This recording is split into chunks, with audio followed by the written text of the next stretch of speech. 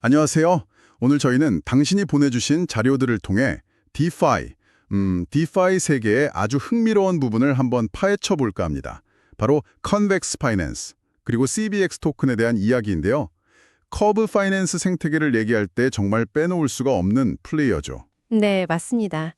자료들을 보니까요, 이 컨벡스가 단순히 커브를 돕는 역할만 하는 게 아니라 그 유명한 커브 전쟁, 거기서 핵심적인 역할을 한다고 하더라고요. 대체 컨벡스가 뭐고 왜 이렇게 중요하게 다뤄지는 걸까요? 그리고 이 커브 전쟁 판도를 어떻게 바꿨다는 건지 자료를 보면서 한번 같이 파헤쳐 보시죠. 자, 시작해 볼까요? 네, 좋습니다. 그 커브 전쟁이라는 말 자체가 디파이 안에서 벌어지는 뭐랄까, 거버넌스 권력 다툼을 아주 잘 보여주는 상징적인 용어인데요.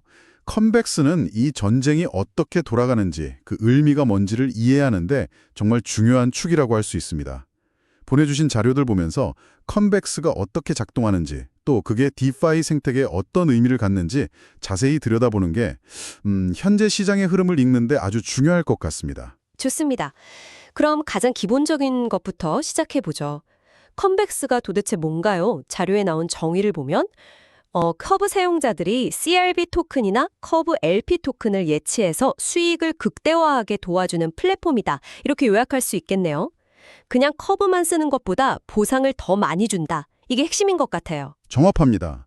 핵심 가치는 딱 두 가지예요. 수익률 향상, 그리고 편의성 증대. 아시다시피 커브에서 CRV를 직접 스테이킹해서 VCRV, 그러니까 거버넌스 권한을 얻고 보상을 최대로 받으려면 이게 최대 4년까지 묶어둬야 하고 부스팅 계산도 복잡하고 그렇거든요. 아, 4년요.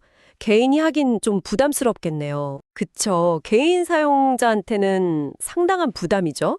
근데 컨벡스는 이 과정을 아주 확 단순화시킨 거예요. 사용자가 CRV를 컨벡스에 딱 예치하면 바로 유동성 있는 CVX, CRV 토큰을 받아요. 근데 여기서 끝이 아니고요. 추가로 컨벡스 자체 토큰인 CVX, 그리고 플랫폼 수수료에서 나오는 CRV 보상까지 더 받을 수 있는 거죠. 커브 LP 토큰도 마찬가지예요. 컨벡스에 맡기면 개인이 직접 할 때보다 훨씬 높은 부스팅 보상을 받게 되고요. 와, 그러니까 CRV 가진 사람이나 유동성 공급자나 양쪽 모두에게 매력적인 제안인 셈이죠. 아하, 그러니까 내 CRV나 LP 토큰을 컨벡스라는 데 맡기기만 하면 복잡한 거 신경 안 써도 알아서 이자를 더 많이 쳐주고 심지어 CVX라는 보너스 토큰까지 준다. 이런 거군요. 듣다 보니 이게 커브 전쟁이랑 자연스럽게 연결이 되겠는데요. 자료에서도 컨벡스가 단순히 개인 수익만 높이는 게 아니라 이렇게 모인 CRV로 커브의 의사결정, 즉 거버넌스에 엄청난 영향력을 행사한다고 하던데요. 어떻게 개인들 자산이 모여서 그렇게 큰 힘이 되는 거죠? 네, 바로 그 지점이 커브 전쟁의 핵심 동력입니다. 커브 전쟁이라는 게 본질적으로 어떤 유동성 풀의 CRV 보상을 더 많이 줄 거냐, 이걸 결정하는 게이지 가중치 투표를 둘러싼 경쟁이거든요. 투표요. 네, CRV를 스테이킹하면 얻는 그 VCRV 보유량에 따라서 투표권 힘이 달라져요.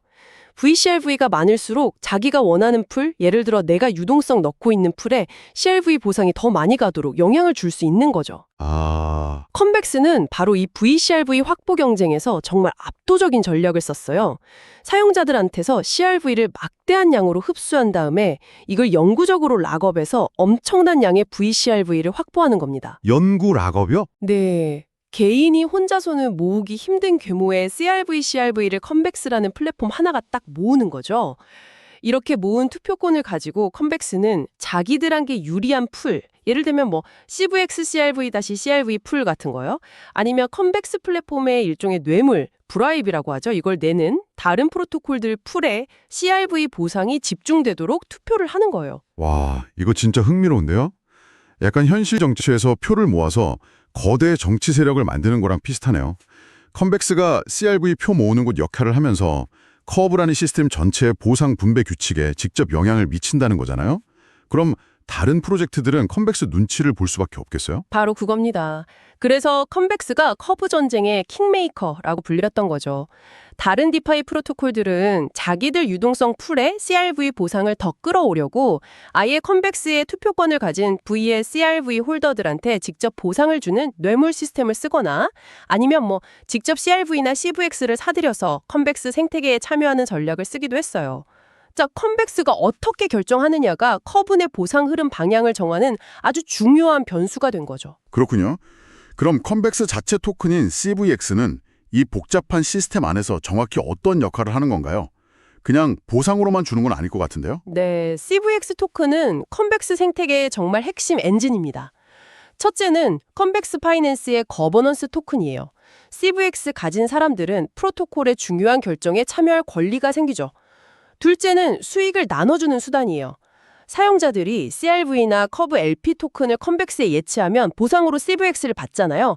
근데 이 받은 CVX를 다시 플랫폼에 스테이킹하면 컨벡스가 벌어들이는 수익의 일부를 배당처럼 받을 수 있어요. 아, 수익 배당이요? 컨벡스는 어떻게 수익을 내는데요? 컨벡스의 주 수입원은 사용자들이 맡긴 CRV를 통해서 커브에서 받는 CRV 보상이 있잖아요. 그중 일부를 수수료로 가져가는 거예요. 이렇게 얻은 수수료 수익을 CVX 스테이킹한 사람들한테 나눠주는 거죠. 즉, 컨벡스 플랫폼 영향력이 커지고 수익이 많아질수록 CVX 스테이커들한테 돌아가는 보상도 같이 커지는 구조예요.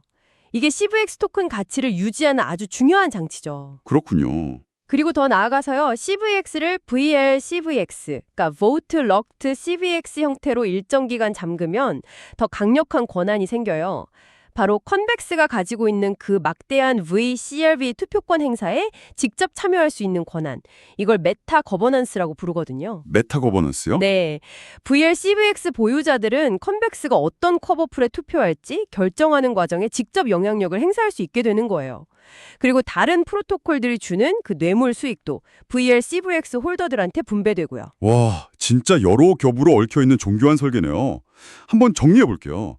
그러니까 CVX는 첫째, 플랫폼 참여 보상으로 받고, 둘째, 이걸 스테이킹하면 플랫폼 수익을 나눠받고, 셋째, 이걸 또 럭업 VL-CVX 하면 커버 거버넌스에 간접적으로 참여하고 추가 수익, 뇌물까지 얻는 정말 닭이놀 토큰이군요.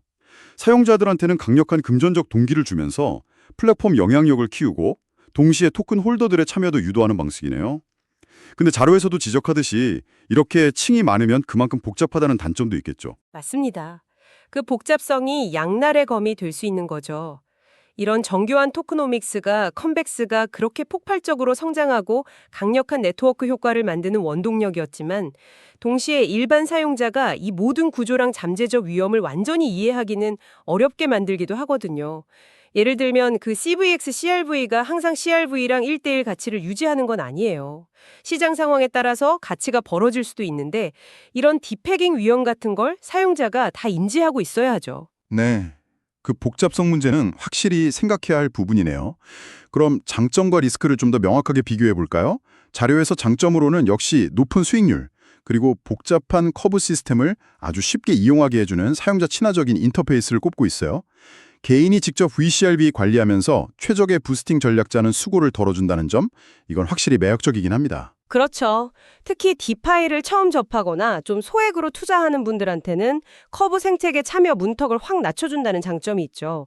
복잡한 계산이나 최대 4년 락업 이런 부담 없이도 최적화된 수익을 얻을 수 있으니까요. 하지만 이 편리함 뒤에는 몇 가지 중요한 리스크가 따라옵니다. 아까 말씀드린 구조적 복잡성 때문에 이해하기 어려울 수 있다는 게 첫 번째고요. 네. 두 번째는 컨벡스가 너무 많은 CRV, 즉 VCRV를 통제하면서 생기는 거버넌스 집중화 문제입니다. 원래 디파이는 탈중앙화를 지향하잖아요. 근데 커브라는 중요한 프로토콜의 의사결정권이 컨벡스라는 단일 주체 혹은 소수의 대규모 위식 CRV 보유자들한테 너무 집중될 수 있다는 우려가 있어요. 이건 디파이의 근본 철학이랑도 안 맞을 수 있다는 비판도 있고요. 일리가 있네요. 그리고 세 번째 리스크는 모든 디파이 프로토콜이 가진 스마트 컨트랙트 관련 위험이죠. 컨벡스 역시 복잡한 스마트 컨트랙트 위에서 돌아가기 때문에 코드에 예상치 못한 버그가 있거나 외부 공격으로 보안 취약점이 생기면 예치된 그 막대한 자산이 위험해질 수 있습니다. 실제로 비슷한 구조의 다른 프로토콜에서 해킹이나 자금 유출 사고가 있었던 사례들도 있고요. 편리함과 높은 수익이라는 달콤한 뒤에는 복잡성, 중앙화 우려, 그리고 기술적인 보안 리스크라는 그림자가 같이 따라오는 거군요. 어떤 기술이나 투자를 볼 때 항상 그 이면을 같이 보는 게 중요하겠습니다. 그렇다면 실제로 컨벡스가 커브 생태계에 미친 영향력 어느 정도 수준이었나요? 자료에 구체적인 수치 같은 게 좀 나와 있나요? 네, 컴백스의 영향력은 구체적인 수치로도 아주 잘 나타납니다. 자료에 따르면 컴백스는 전성기 때 커브 생태계 내에서 가장 많은 총 예치 자산, 그러니까 TVR을 관리하는 플레이어였어요. 수십억 달러에 달하는 자금이 컴백스를 통해서 커브로 흘러 들어갔죠. 수십억 달러요? 와. 근데 단석이 예치된 자산 규모, TVL보다 더 중요한 지표는 바로 CRV 의결권, 즉 VCRV 확보량입니다. 컴백스는 한때 전체 VCRV 공급량의 50% 이상을 통제했던 걸로 알려져 있어요. 50% 이상이요? 절반이 넘는 거네요. 네, 이건 실질적으로 커브에서 매주 진행되는 게이지 가중치 투표 결과가 그냥 컴백스 뜻대로 결정될 수 있다는 걸 의미했어요.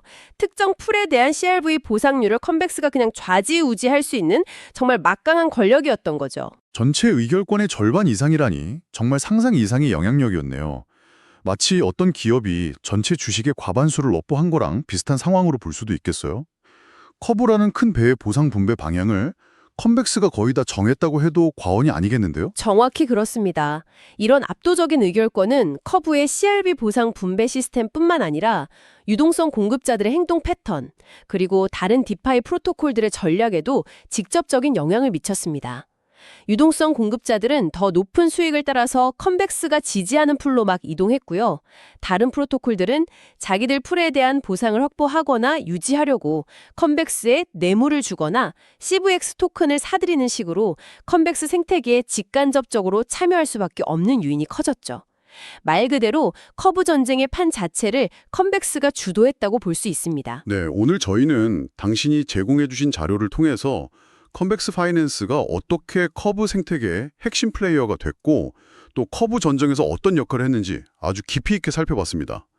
컴백스는 단순히 사용자들한테 높은 수익률만 주는 도구가 아니라 CRV 토큰의 거버넌스 권한을 한데 모으고 이걸 다시 수익화하는 복잡하면서도 혁신적인 모델을 통해서 디파이 생태계의 권력 구조나 경쟁 방식을 보여주는 아주 중요한 사례였던 것 같습니다. 맞습니다. 컴백스는 높은 수익률과 사용자 편의성이라는 확실한 장점을 내세워서 빠르게 성장했지만 그 이면에는 구조적인 복잡성, 또 잠재적인 거버넌스 집중화 문제, 그리고 스마트 컨트랙트 기반 시스템이 가진 본질적인 보안 리스크 같은 고려해야 할 점들도 분명히 공존합니다.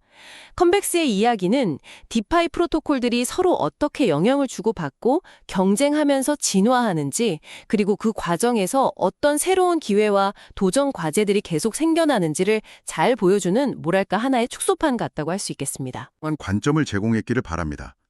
여기서 한 걸음 더 나아가서 이런 질문을 한번 스스로에게 던져보는 건 어떨까요? 컴백스처럼 특정 프로토콜의 거버넌스에 영향을 미치려고 만들어진 메타 거버넌스 프로토콜들이 많아지는 게 장기적으로 봤을 때 디파이 생태계의 본질인 탈중앙화성을 더 강화하는 데 도움이 될까요? 아니면 오히려 소수에게 더 큰 권력을 몰아주는 새로운 형태의 중앙화를 더 빠르게 만들게 될까요? 이 질문에 대한 답을 한번 고민해 보시는 것도 아주 흥미로운 탐구가 될 것 같습니다.